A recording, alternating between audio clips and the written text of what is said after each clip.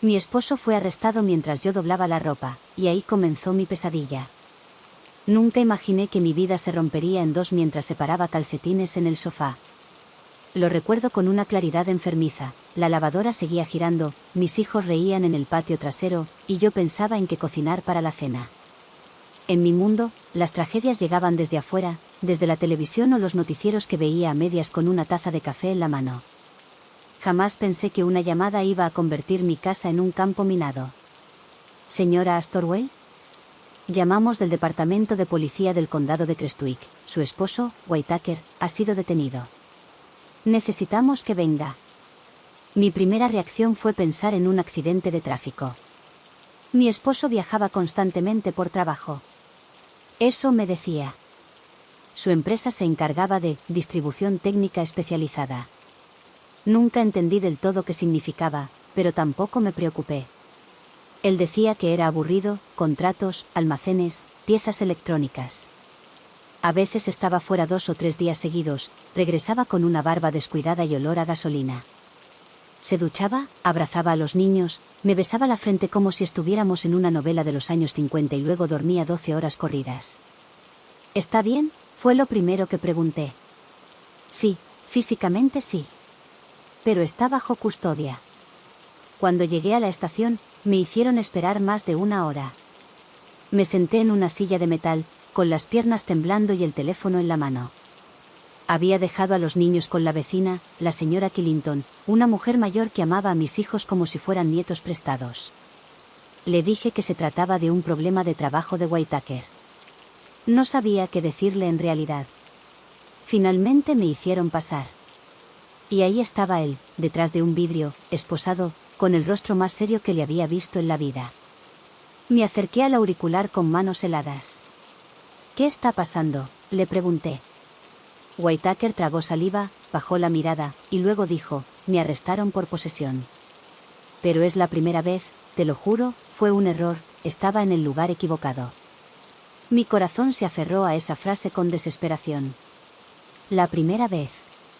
Un error. Un malentendido. Esa noche me fui a casa con una mezcla de rabia y miedo. No dormí. Me acosté en el sofá, con mi hija dormida encima de mí, y el sonido del refrigerador marcando los segundos de una vida que comenzaba a resquebrajarse. Los días siguientes fueron un desfile de sorpresas. El abogado público que le asignaron me llamó para decirme que el caso era más complejo, que no solo lo habían detenido por posesión, sino también por tráfico, y no era cualquier sustancia. Estaban hablando de opioides, armas, lavado de dinero. Era parte de una investigación federal que venía gestándose desde hacía tiempo.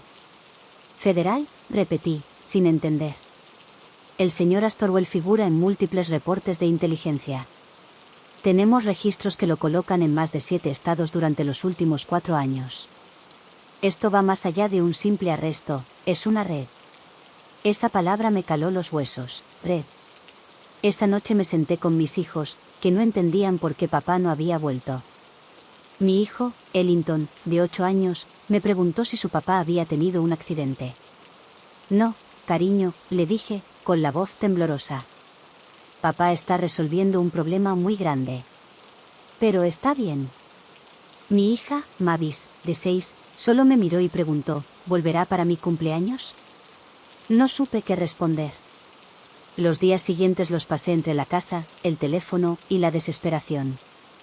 Revisé cada cosa de Whitaker, su computadora, su caja de herramientas, los sobres escondidos en el garaje. Encontré cosas que no sabía que existían, un segundo teléfono, llaves que no reconocía, recibos con nombres falsos. Había billetes enrollados dentro de una bota vieja, y una pequeña caja fuerte que estaba empotrada en la pared detrás de un librero. Yo no era estúpida. Siempre me consideré una mujer inteligente, capaz, una madre presente. Me ganaba la vida como diseñadora gráfica freelance, trabajaba desde casa mientras criaba a nuestros hijos. Me sentía orgullosa de poder manejarlo todo con orden, con amor, sin necesidad de nadie más. Pero ese día me di cuenta de que había estado compartiendo mi vida con un extraño. Cuando fui a verlo la segunda vez, se me cayó la venda. ¿Cuánto tiempo llevas en esto, Whitaker? Él evitó mi mirada. No importa. Solo, Necesito que me creas. Fue un error. Un error de 4 años y 7 estados, con 2 hijos en casa mientras tú llevabas una doble vida. ¿Qué clase de monstruo eres? ¿Te volviste loco? No soy un monstruo, gritó. Solo quise asegurarnos una vida mejor. El sistema no da para todos, Ren, no como tú crees. Tú trabajas desde casa, piensas que el mundo se rige por reglas. Yo viví otra cosa. Ren. Ese era mi nombre. Ren Astorwell. Madre, esposa y ahora, viuda emocional. Salí de la sala con un vacío en el estómago que no he podido llenar desde entonces. La peor parte no era la traición, ni siquiera el crimen. Era saber que todo lo que yo creía verdadero, las caricias, los abrazos, las vacaciones, los desayunos en la cama, venían de un mundo contaminado. Que mis hijos habían crecido dentro de una mentira cuidadosamente tejida. Y que ahora, sin buscarlo, estaba yo también atrapada en esa red. Actualización 1. La mente tiene una forma curiosa de protegernos. A veces, frente al horror, uno entra en modo automático. Así estuve las semanas siguientes al arresto. Me movía por la casa como un fantasma funcional. Preparaba el desayuno, revisaba tareas con el Hinton, ayudaba a Mavis con sus dibujos, y entre todo eso, atendía clientes de diseño como si nada en mi vida estuviera desmoronándose. Pero dentro de mí, había un incendio silencioso. Lo primero que hice fue llamar a un abogado de verdad. Me reuní con una mujer llamada Brino Lister, una criminalista con rostro afilado y mirada sin adornos. Ella no tuvo reparos en decirme lo que la mayoría de las personas susurraba a mis espaldas. Señora Astorwell, tiene que prepararse. Su esposo está involucrado en algo muy serio. Si no hay pruebas de que usted sabía lo que él hacía, está segura. Pero si encuentran conexiones, cuentas compartidas, transferencias sospechosas, propiedades a su nombre, podrían investigarla también. Yo no sabía nada. Nada, señora Olister. Eso espero, porque el gobierno no es generoso con las esposas ingenuas. Esa noche lloré en la ducha. No porque me doliera la acusación, sino porque empecé a dudar de mi propia memoria. ¿Había visto señales? ¿Había elegido ignorarlas? Había normalizado ausencias, excusas, el dinero que siempre estaba, pero que nunca pregunté de dónde venía. Lo cierto es que Whitaker nunca fue un hombre afectuoso en exceso. Era correcto y funcional. Con los niños era encantador, pero conmigo era estratégico. Ahora lo entiendo. Me mantenía al margen, pero feliz. Como una flor bien regada en un jardín con cámaras escondidas. Me hacía regalos sin fecha, depósitos sin razón, bonos que subtamente venían de su jefe en agradecimiento por viajes exitosos. Todo sonaba verosímil, y yo quería creer. Una tarde, mientras organizaba los documentos que Brin me pidió, encontré una carpeta con copias de cheques a nombre de empresas que no existían. Busqué en internet. Nada. Luego revisé los estados de cuenta y vi transferencias desde cuentas que jamás supe que teníamos. Cuando confronté a Whitaker en la siguiente visita, ya no le di espacio para excusas. ¿Cuánto dinero está sucio? ¿Cuánto de lo que usamos para alimentar a nuestros hijos vino de lo que hacías? Él se quedó callado por un segundo eterno. Luego dijo, con un tono que nunca le había escuchado. Todo lo que hice fue por ustedes. No me uses como excusa, no nos pongas en tu miseria. Yo no te pedí lujos, yo no te pedí nada, yo era feliz con lo poco que teníamos. ¿Qué clase de amor es ese que destruye todo lo que toca y luego dice, lo hice por ti? Yo tenía que sostenerlo todo. ¿Sabes lo que es salir a la calle todos los días con la presión de no fallarles? ¿Sabes lo que es quedarte en casa criando a 2 niños mientras el hombre que amas se convierte en un criminal a tus espaldas? Después de eso, dejé de visitarlo. No podía más. Me concentré en blindar mi hogar. Cerré todas las cuentas conjuntas. Cambié la cerradura. Le pedí a la policía que revisara el garaje. Encontraron una mochila escondida detrás del tanque de agua, con una pistola y 3 sobres de dinero. Tuve que firmar una declaración. Fue uno de los momentos más humillantes de mi vida. A los ojos de la comunidad, yo ya no era solo la señora Astorwell, madre entregada y trabajadora desde casa. Ahora era la esposa del tipo que cayó en la red de Crestwick. Las miradas cambiaron. Las mamás en la escuela ya no me saludaban con la misma calidez. Una incluso me dijo, con voz condescendiente: «Debe ser muy duro no saber con quién duermes». «No se lo deseo a nadie», le respondí, conteniendo las lágrimas. Pero había una luz entre todo eso: mis hijos. Ellington comenzó a preguntarme con más frecuencia por su padre. Le dije que papá estaba en un lugar donde debía resolver problemas grandes. «¿Está enojado?», preguntó una noche, abrazando su almohada. «No, amor. Está confundido. Pero no te preocupes, mamá está aquí». Mavis me miraba con esos ojos grandes, serios, como si entendiera más de lo que decía. Una vez, al verme llorar en silencio en la cocina, se acercó y me puso un dibujo entre las manos. Era un corazón roto, y luego, el mismo corazón cosido con hilos de colores. «Así se ve el tuyo, mami», dijo. «Pero va a sanar». No sé cómo describir lo que sentí. Era como si ella, con 6 años, me hubiera dado el permiso de caer, para luego volver a levantarme. Y así lo hice. Comencé terapia. Cambié mi rutina, amplié mi cartera de clientes, hablé con una contadora para rehacer mis finanzas. Por primera vez en años, tomé el control real de mi vida. Sin él, sin su sombra, sin sus secretos. Pero lo peor aún no había llegado. Una llamada del FBI, semanas después, lo dejó claro. «Señora Astorwell, estamos a punto de avanzar con los cargos federales. Necesitamos saber si usted está dispuesta a declarar bajo juramento sobre las cuentas que manejaban, sus viajes y cualquier movimiento sospechoso. Su cooperación puede ayudar a reducir el daño colateral». «¿Qué significa eso?», pregunté. «Significa que, si no coopera, podemos considerar que sabía más de lo que dice». Esa noche me di cuenta de que estaba en guerra. No contra Whitaker, sino contra todo lo que él había dejado atrás. Y que esa guerra, la tendría que pelear sola. Actualización 2. La mañana que testifiqué ante el gran jurado, usé la misma blusa azul que me puse el día que Whitaker me pidió matrimonio. No fue intencional. Solo me di cuenta cuando me vi en el espejo, lista para salir. Me quedé observándome un momento, con esa sensación amarga de reconocer una prenda cargada de significado. Me pregunté cuántas veces me había mentido mientras me la desabrochaba.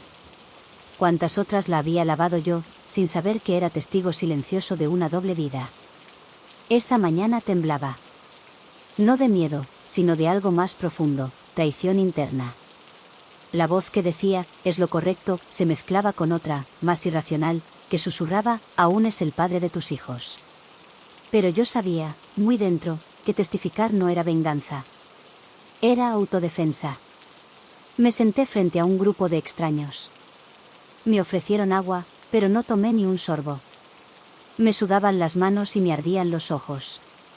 Las preguntas empezaron suaves, casi amables. ¿Desde cuándo estuvo casada con el señor Astorwell? ¿Tenían cuentas conjuntas? ¿Él viajaba solo? Pero con cada respuesta mía, sentía que lo enterraba más hondo en la tierra de sus propios actos. ¿En algún momento le mencionó tener ingresos fuera de su empleo formal? No. ¿Usted tuvo acceso a sus dispositivos personales? No, él era reservado. ¿Reconoce estas firmas? Me mostraron copias de documentos que jamás había visto.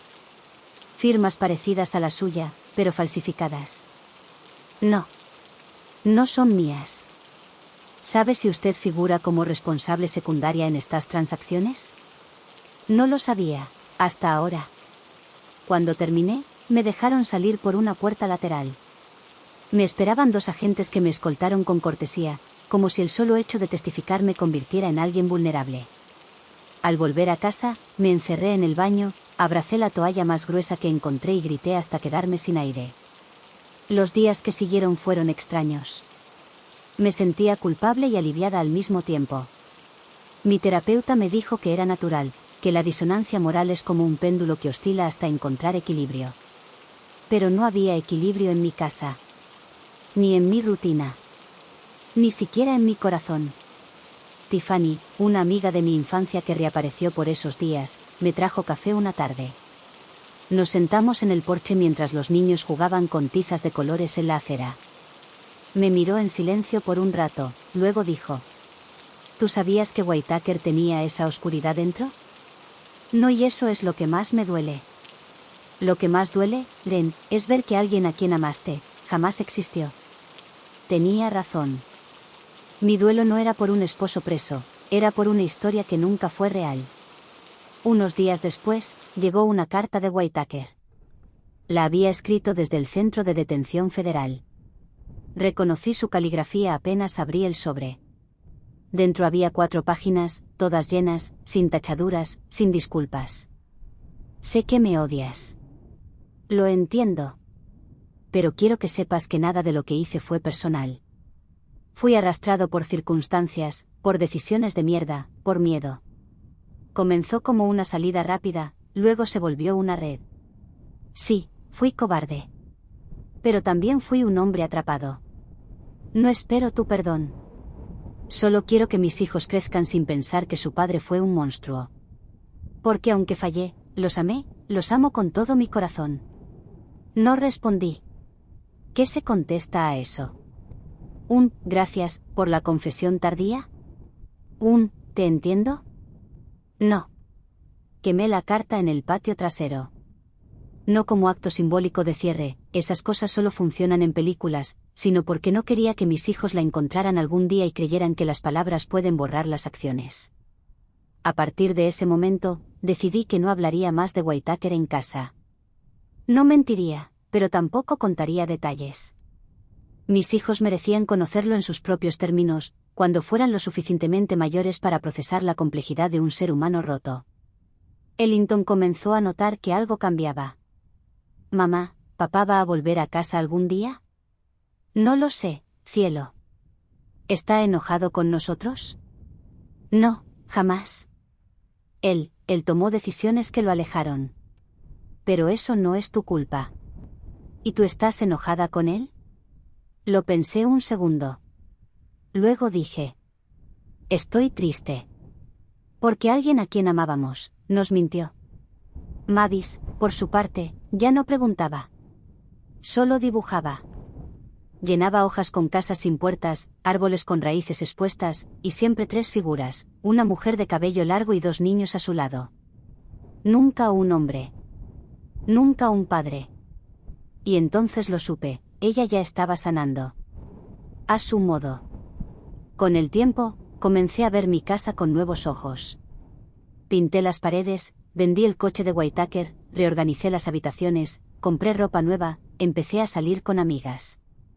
No para buscar a alguien, sino para recordarme que existo fuera del rol de madre o de esposa abandonada.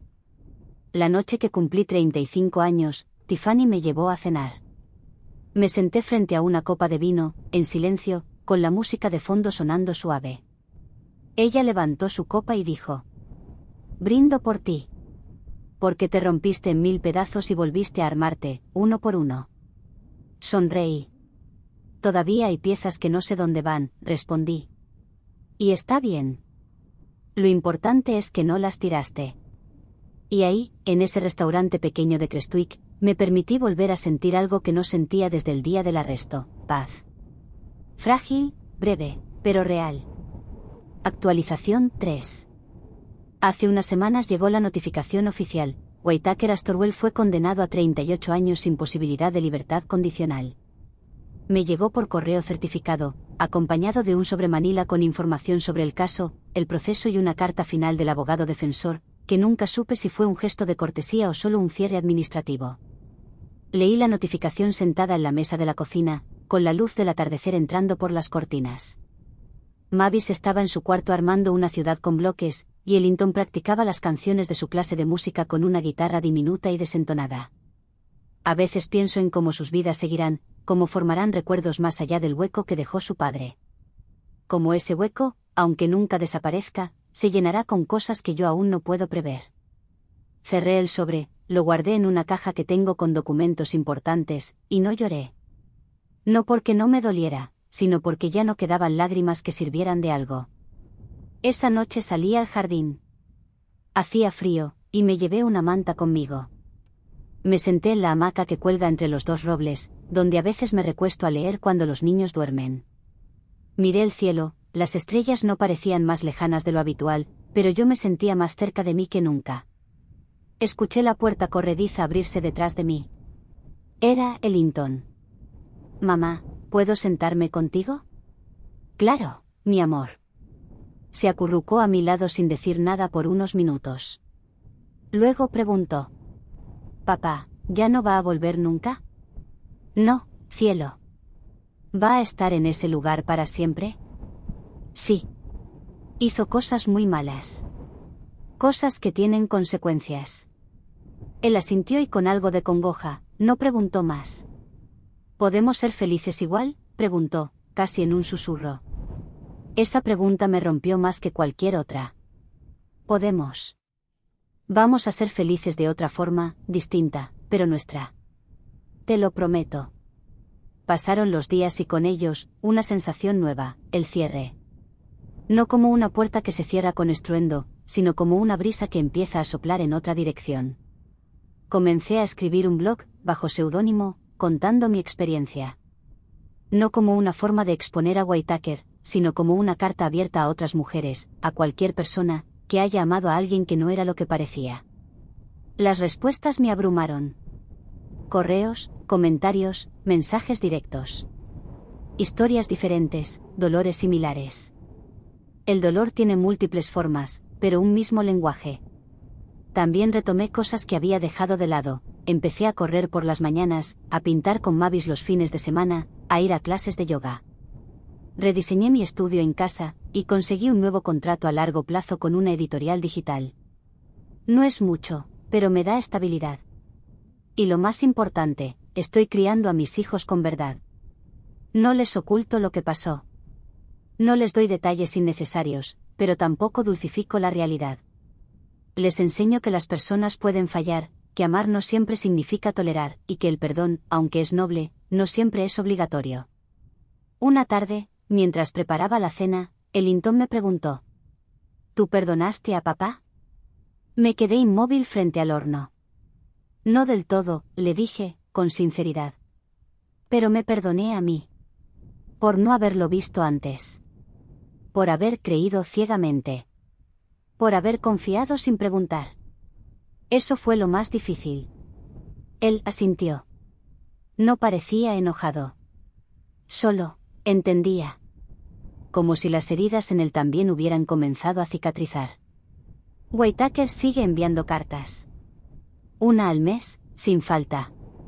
Las tengo todas guardadas en una caja que etiqueté con un solo nombre, para cuando sean grandes. No las he leído. No todavía y no creo que lo haré en mucho tiempo. No sé si algún día mis hijos querrán conocer su contenido. No sé si buscarán respuestas que yo no tengo. Pero estarán allí. No para glorificar a su padre, ni para condenarlo, sino para que tengan la opción de decidir cómo recordarlo. Hoy, cuando me miro al espejo, ya no me siento rota. Me veo distinta, sí. Más delgada, más cansada. Pero también más fuerte, más firme. He aprendido a vivir sin miedo, a confiar en mi intuición, a decir no sin culpa, y a priorizar mi paz por encima de todo. El amor, ahora lo entiendo, no siempre viene envuelto en ternura. A veces llega en forma de destrucción, solo para que puedas reconstruirte mejor. No elegí esta historia.